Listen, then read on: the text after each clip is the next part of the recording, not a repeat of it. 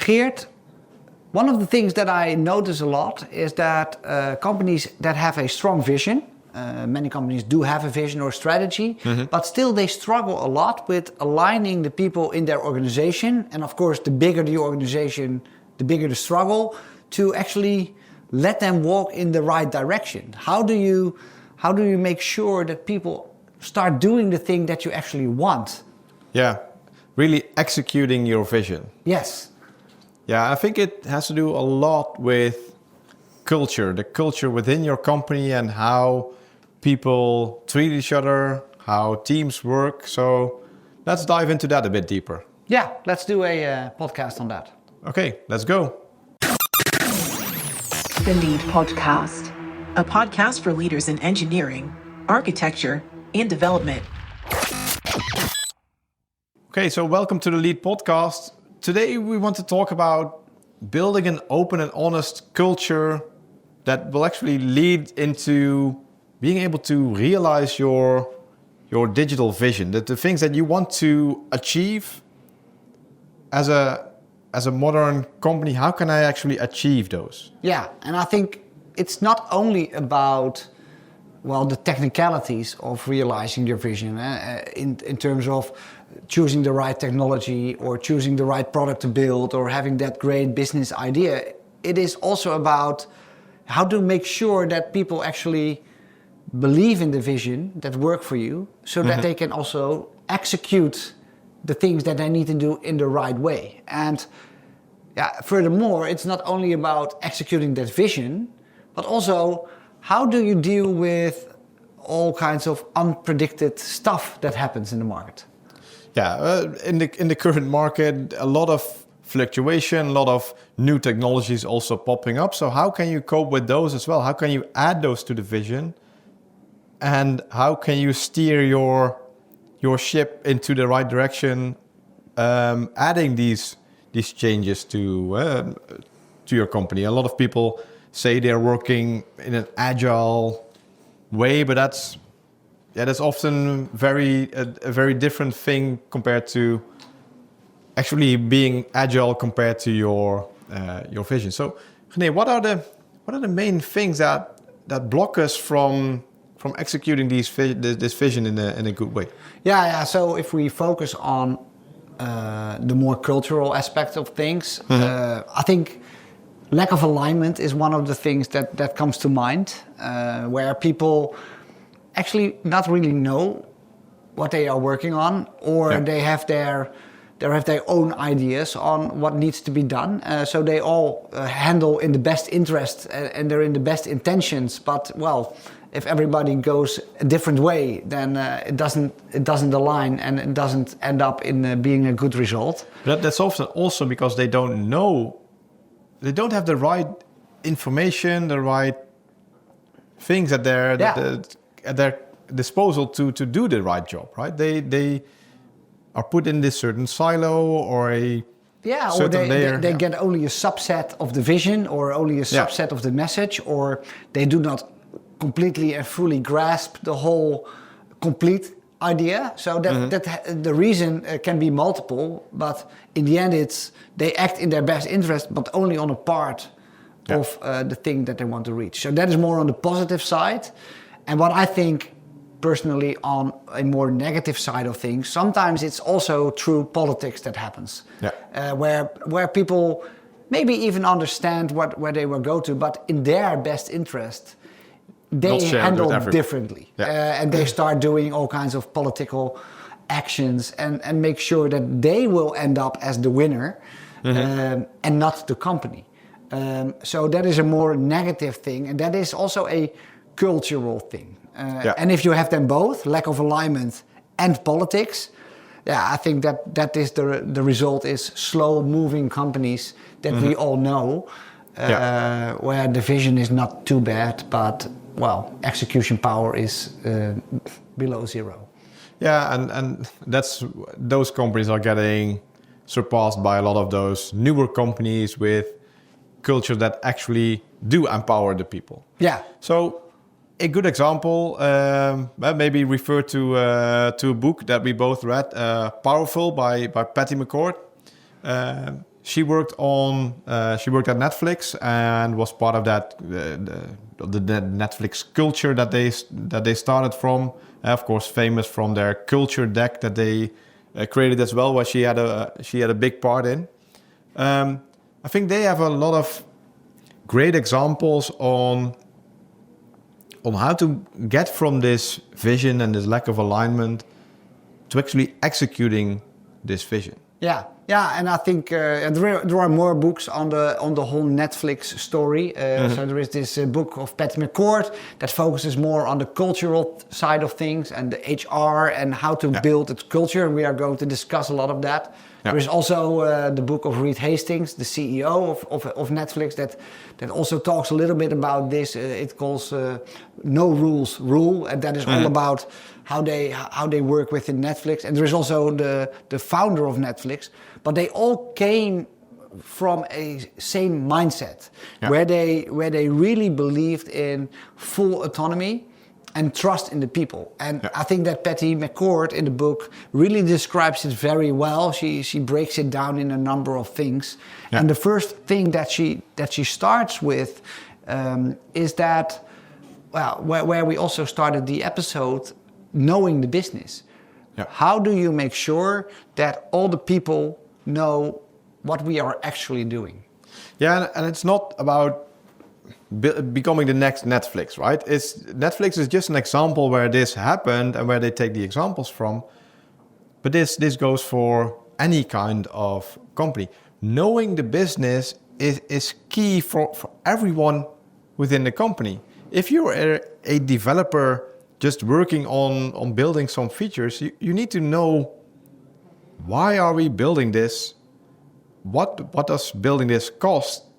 What in the end will it result in? What will be the return on investment on these kind of features? So you're actually making the right decisions. Yeah, and I think that it's also transparent about the decisions that are being made on a more managerial level. So we are not going to build this feature. And this is why. Because this is our vision, and this feature, although it's great, it does not fit our future state. So we are not going to do it. Or we are going to pursue this not so fun thing, but that is important because we want to go here and there. And I think by communicating that vision constantly and rigorously to everybody, and make sure what their part is in executing on that vision, I think that is really, really important, because far too often people in different parts of the organization, they do not really know why they are doing the things that they are doing, and what does it contribute to.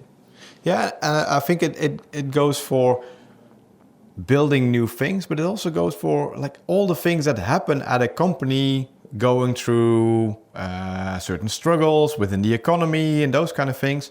That's often very far away from people just doing their job in the workforce. They don't know about economics and stuff that's happening in the economy. That might have very big impact on the work that they do, on decisions that leadership has to take. And if you keep those away for people, also it could also happen that rumors start spreading, etc. So you need. It's better to actually bring that bad news clearly to them as well. Like, okay, we're going through this economic downfall, so we need to take these measures. Or we are being disrupted by this competitor, so we are now going to change our course because of this or that. And I think we also practice it within our own company, where we really try to be as transparent as possible to everybody. Like, this is what we are going through, this is what we are doing, this is the steps that we are taking, and this is the results that you are going to see. And it's not always a very nice and bright message. It's sometimes also a very hard message to go. Of course, these things are easy when everything is going very well, right? Yes. If everybody likes to celebrate. If you can just celebrate all your success, etc. But But then if you keep away all the bad news from people, then no news is also bad news then, right? So it's better to actually for people to know what is happening, and also being transparent about your financials. We're investing this much into these areas, but it's not paying off. So maybe we need to pivot into other directions, etc. So people know what is happening instead of, oh, certain people got laid off. Why did this happen? Were they underperforming? It can be all kinds of different reasons. Yeah, I think that what it all boils down to is people don't like being lied to, or when a story is being spun. Yeah. They don't like it, and people just want to know what is happening to them. And we are all adults, and we can handle. Yeah. Most of us, we can handle bad news. We can all face our challenges, and we can all face bad news. Although we don't like it, we all went through situations in our lives that we can handle it. And if you treat people like children and keep away all the bad things from them, eventually they will know. And then, they will leave you because they think, okay, I'm not treated as an adult. Yeah. So you do not get that culture of radical honesty. Yeah, and they can also, if they don't know about the things that are going on, they can also not help in actually fixing the problems. They can try to implement the fixes that leadership came up with. But if they don't know why they're doing certain things, how can you come up with the best results? We hire people because they are smart, right? So they have great ideas as well, probably. So if you explain the problem to them, they can also come up with certain ideas of ways to implement things instead of just saying, "Oh, please implement this way." I think by being honest and also embrace the fact that you can have sometimes maybe very vivid discussions on certain things. I think that by presenting a problem and having a very good, strong discussion about it, you can also cater for more diverse opinions and maybe come up with a solution that you would never think of. Because, management or leadership is also just people. And they have limited ideas because they also have their own set of reference. So I think that that radical honesty is crucial, and that's also what is described in the book, to across all the layers in your organization, to really have that culture of, we are in it together, we know what we are fighting for, this is the vision that we want to execute.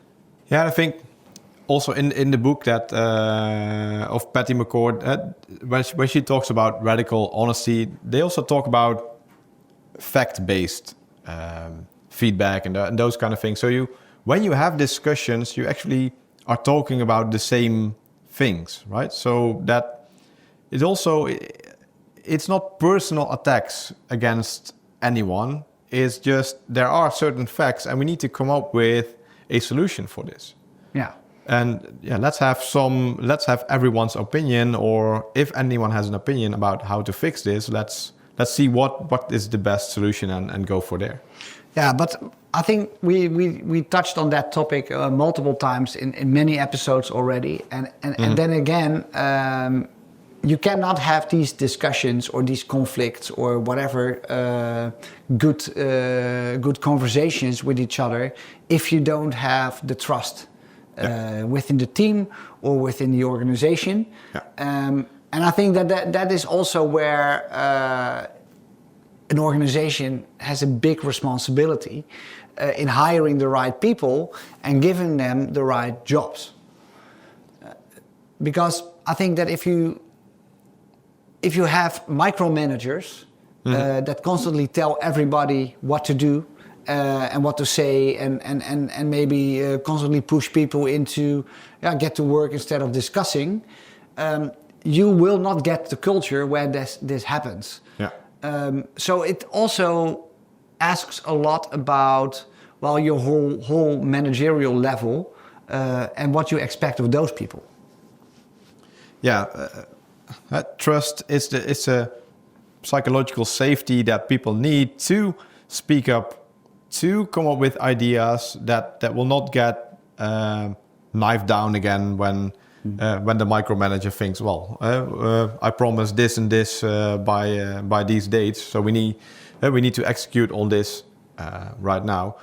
Having that autonomy requires that we have that trust and safety for people to come up with these things. And coming back, that's why they need to know about all the things that are happening in the business. If they are being shielded away from all that, how can they feel trusted if they don't get the whole picture? If they're being spun with like, oh yeah, well, these and these things are happening, but it will be all right. No, be honest. If you don't have a solution yet, be honest about it, and people actually try to help you solve that problem as well, because they also want to get the company moving into the right direction again. Right? And I think that the job for the managers and HR and all the supporting functions within an organization that do not really execute maybe the work, but more the enabling. Mm-hmm. I think it's really important that those people focus relentlessly on removing process and also, approval. If we don't need it, we don't do it. We just trust you. If you have a good idea, come to me or just do it and I will support you. Constantly challenge people on having the discussion, or constantly challenge people on, do you have a better idea? Or how can we make this process go away? Or how can we make this process leaner? Instead of constantly pushing on, no, you should follow the process. No, you should follow this thing, or you should fill in this form. And I think that is really a different thing, because we are all programmed almost in our brain that if you're a manager, you need to tell people what to do. And I think by changing that and saying, no, as a manager, the only thing that you need to do is make sure that people are enabled to do the things themselves. That is a different thing. And it really is motivating people with the right challenges by giving them the right information, and then motivating them on, okay, how are we going to solve this? And then they will start to contribute to the actual success of your company, right?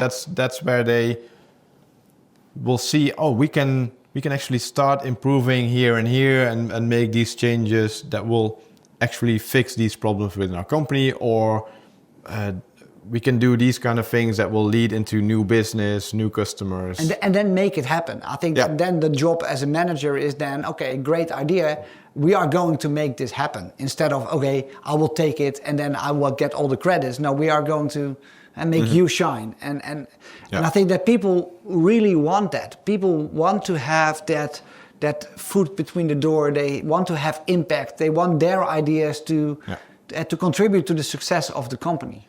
And that boils down back to the vision that we started off, right? A company often has a vision of, this is what we want to achieve as a company. This is why we are here.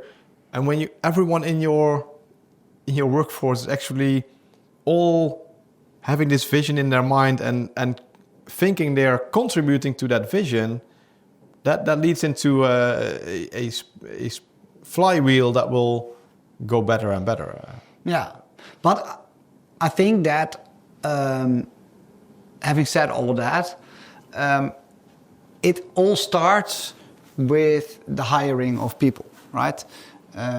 Because if we want to go to a culture where we really know what is going on, where we trust in people to have the autonomy and knowledge to do what is right, and to build with the end in mind. So we want to go here, and that is clear for everybody. We need to have people that have the right skills and also the right attitude, right? I think attitude is even more important than skills here, right? You mentioned building with the end in mind. The end is the culture that we're focusing on, right? Yes. And it's not often when I hear the build with the end in mind, it's like, oh, this is our final product, or when we have this kind of market share. No, it's the culture that you want to, because it's an infinite game, right? It's not. It changes. It keeps changing. So we want to have that culture and the people with the right attitude that keep on going and are also being able to pivot and take up on new ideas, etc. When needed, and that might involve new skills. Yeah, and also not focusing on the skills that you need today, but more on the skills that you need in 6 months. So you constantly need to go like, this is what we are going to do. In 6 months' time, we will be here. We will have people that look like this. We will have skills that need to look like this. And I think often we are reactive and we do stuff that is needed now. But actually what we should be focusing on is doing stuff that is needed in the future. That gives a different dynamics within the group.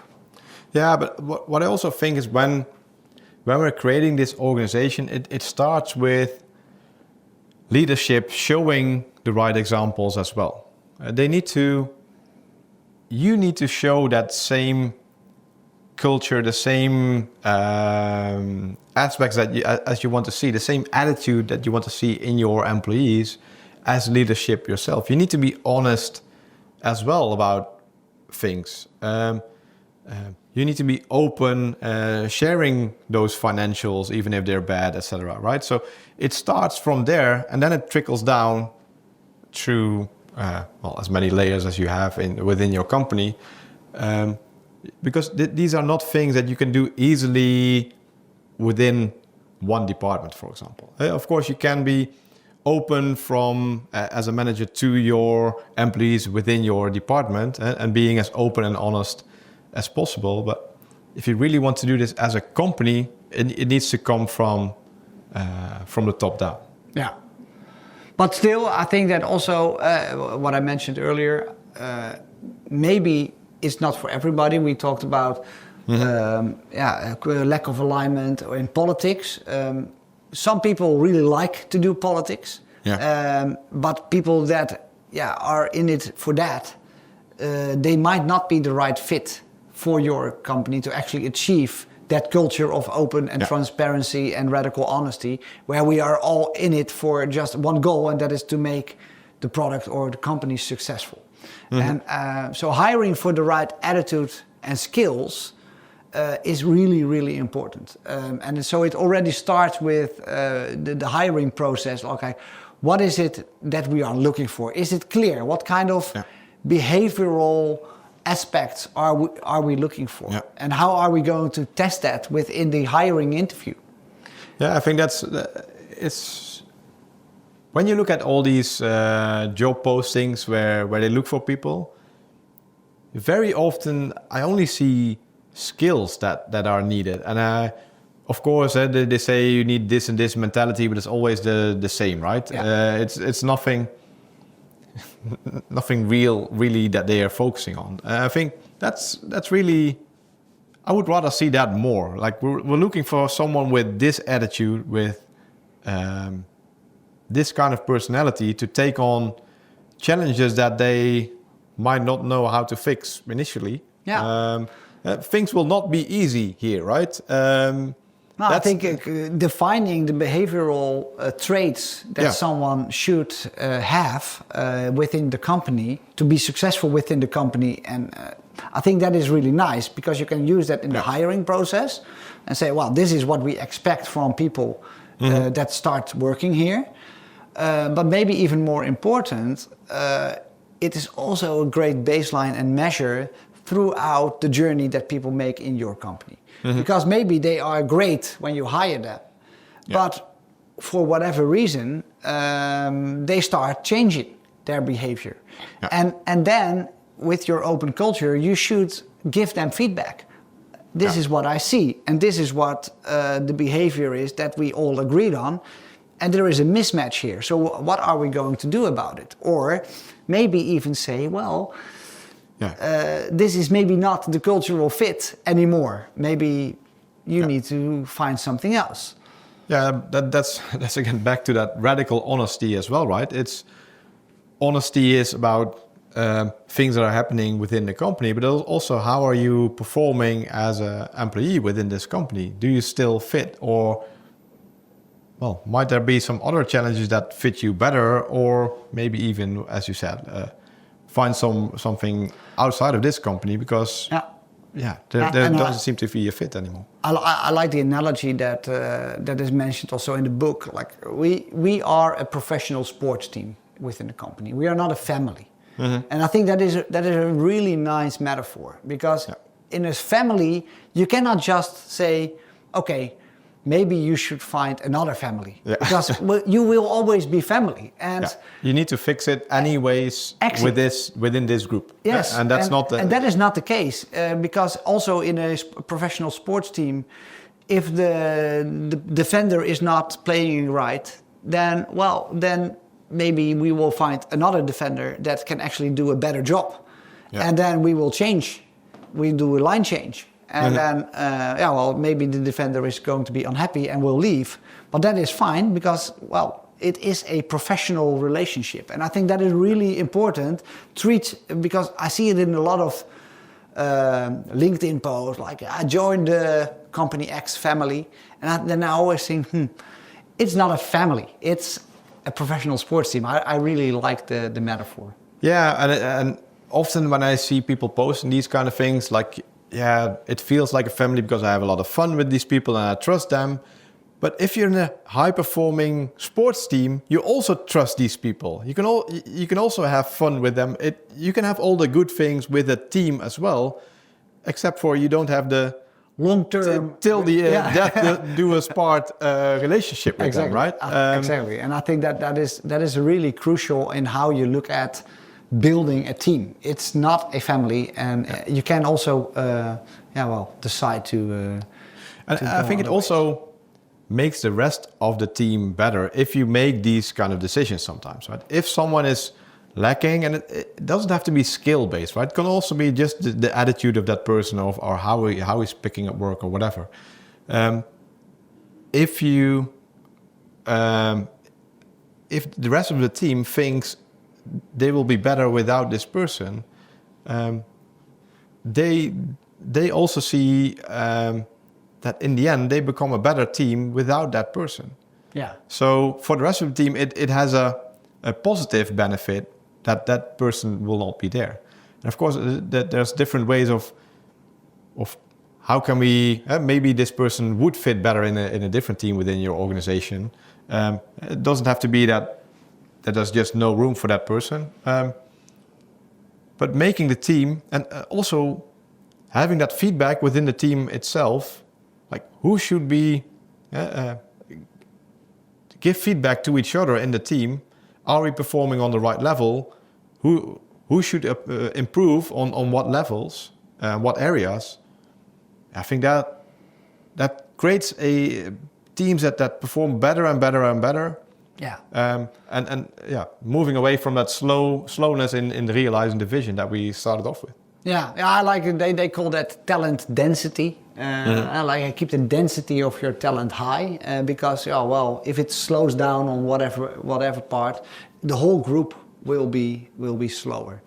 Yeah. But I think that where we all started, it starts with building an open and honest culture. I think the radical honesty, starting to communicate everything to your people, allows also people to communicate back and forth, and starts building on that foundational level of trust, which builds on top of that open and honest culture, and then it can also lead to better results. So I think that we discussed a lot, and we referred a lot to the book Powerful of Patty McCord. I think a very recommended read from our side if you are busy with building culture in your own organization. Yeah, I think we're gonna wrap up. If you have any comments or feedback, let us know. And otherwise, hopefully you'll listen again to the next episode of the Lead Podcast. Yes, bye-bye. Bye-bye. The Lead Podcast, a podcast for leaders in engineering, architecture, and development.